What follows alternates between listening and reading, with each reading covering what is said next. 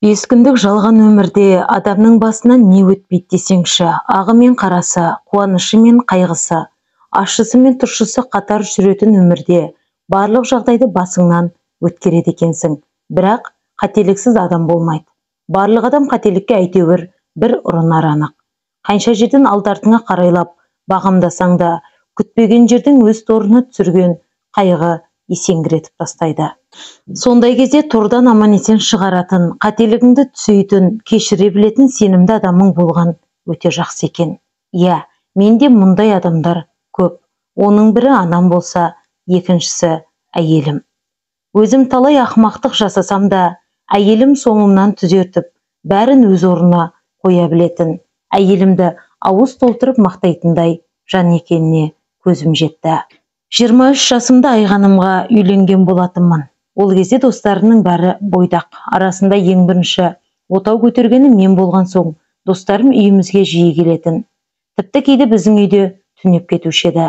Достыққа адалмын, әрі бала кезден бірге өскен достарым болғандықтан, олар мен үшін әрдайым бірінші орында болды.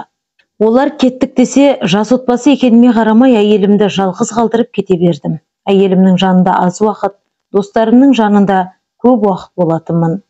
Айғаным мені достарымнан қызғанып ренжитін. Осы үшін арамызда атсаяқ сылдыры ерте басталды. Әйелімнің реніші орынды болса да, мен оны түсінбеппін. Әйелім ертеңгі күні олар үйленгенде әйеліне қамқорлық жасап, үйінің айналасын тазалап, отбасына жауапкершілікпен қарап отырады. Әйелін отбасын бірінші орынға қойған кезде таңғалма. Олар сен сияқты қыдырымпаз болмайды. Мен сол күннің келгенін күтем және сол кезде соны есіңе салам дейтін. Осы әйелдер алдағы уақытта не болатынын қайдан біледі екен? Анам да барлық нәрсені алдын ала осындай болып қалады деп айтып отыратын. Ой, қойш мама, сіз-ақ әйтеуір бәрін білесіз, көріп келсіз-ау деп келемеждеп кететінмін. Көз тігіп отырған үлкен жер учаскесі болатын. Сол жерді сатып алып, үй, дүкен, тағы да басқа нәрселер саламын деп жоспарлайтынмын. Бірақ қалтамда ақша болса да, сол жерді менен басқа ешкім алмайтындай көрінетін. Өз-өзіме сенімді боп, қол босаса достарыммен қыдырып кетуші едім. Сол кезде анам мен әйелім, сен өйстіп жүргенде анау жерді біреу иемденіп алады, ертерек қимылдасайшы дейтін. Ал мен болсам, мама, ол жерге менен басқа кімнің ақшасы жетеді дейсіз деп тыңдамадым. Анам айтқандай-ақ жерді басқа біреу сатып алды. Айта берсем, мұндай жағдайлар өте көп. Достарым бойдақ болған соң, олармен қосылып, суық жүрісім де көбейіп кетті. Жандосым бола тұра біреуі де шынайы түрде, еркін, сенің әйелің бар ғой, жеңіл жүрісті қайтпексің, бағыңды бағала, біз деген сен істеме деп ескертіп, жолымнан кері қайтарып жіберген жоқ. Керісінше, әйелің ұрыспай ме сенің деп мысқылдайтын. Ол кезде өзімше намыстанып, әйелім маған аузына шалмайды дейтінмін. Бойдақ достармен қосылып, сауық сайран құрып жүре бердім. Кейін есірткіні өзім шекпесем де, оны сату тұрақты әдетіме айналды. Өстіп жүргенде арадан тағы 5 жыл уақыт өтіп кетті. Бірінен кейін бірі үйленіп, қатарды толтырған достарым, айғаным айтқандай, үйленгеннен кейін отбасын бірінші орынға қойды. Достарынан қол үзе бастады. Сырттан қарап отырсам, олар отбасы бақытын сезініп, бір-бірін махаббаты мен бақытқа бөлеп отырғанын көріп тамсанасың. Менде осындай мүмкіндік бар болса да, бағаламаған едім. 7 достың ішінен 5-еуі үйленіп, отбасының қамымен бөлек кетті. Бойдақ кезегідей жиі кездесу мүмкіндігі жоқ. Есірткіге бой үйреткен 2 жігіт қана әдетімізден арыла алмадық. Нашадан түсіп жатқан табыс жақсы болған соң, соңын ойламай, осы іспен айналысып, өз қызметімді, жоғары білімімді қорғылдым.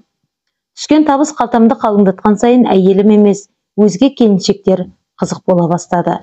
Үйді де ұмыттым. Бір күні жеңіл жүрісті қыздардың бірі мені полиция қызметкерлеріне ұстап берді. Нашаны саудалап тұрған жерінен жан-жағымда торуылдаған тәртіп сақшылары 2 қолынан ұстап абақтыға бір-ақ апарды. Сот отырысы болды. 20 жылға бас бостандығынан айырды. Кейін ата-анам таныс-білістің көмегіне жүгініп, жиған терген ақшамды беріп, бала-шағамның жас екенін айтып, 7 жылдан соң түрмеден шығарып алды. Айғаным менің іс-әрекетіме күйініп, шырпыр болатын. Мені тастап кетейін десе жақсы көреді. Оның үстінде 2 перзентіміз бар. Бар қиындықты көтеремін деп, өз-өзін жұбатып, күн кешетін. Айғаным мені күтті. балаларыма жақсы тәрбие беріп, ата-анама да қолғабыс болып жүрді.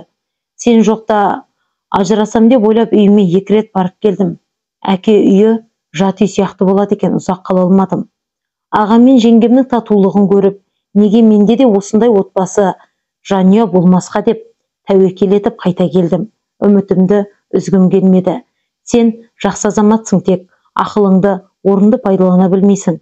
Қолыңнан көп іс келеді, еңбекқорсың. Осы қасиетіңді пайдалансаң, елдің алды болар едік дегенде, маған жетпей тұрған сөз осы сияқты болды. Содан мен 1 жыл уақыт жұмыссыз үйде отырғаным болмаса, баюдың, жақсы өмір сүрудің жолын іздеп, алдағы уақытқа жоспар құрдым. Міне, содан кейін арадан тура 10 жыл уақыт өтіпті. Қазір бала-шағамыздың саны толған.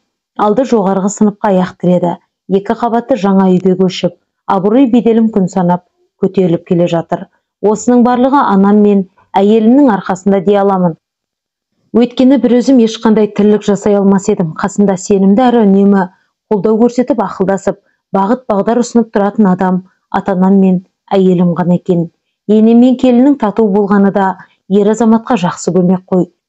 Егер екеуі 2 түрлі пікір білдіргенде, кімді жақтарымды білмей, ары тартсам арбасынат, бері тартсам өгіз өледінің кейпінде жүрер едім. Сондықтан құрметті ер азаматтар, ана мен келіннің арасын тату етіп, одан кейін оларды үйдегі ақылдастар қатарына қосқан дұрыс екен.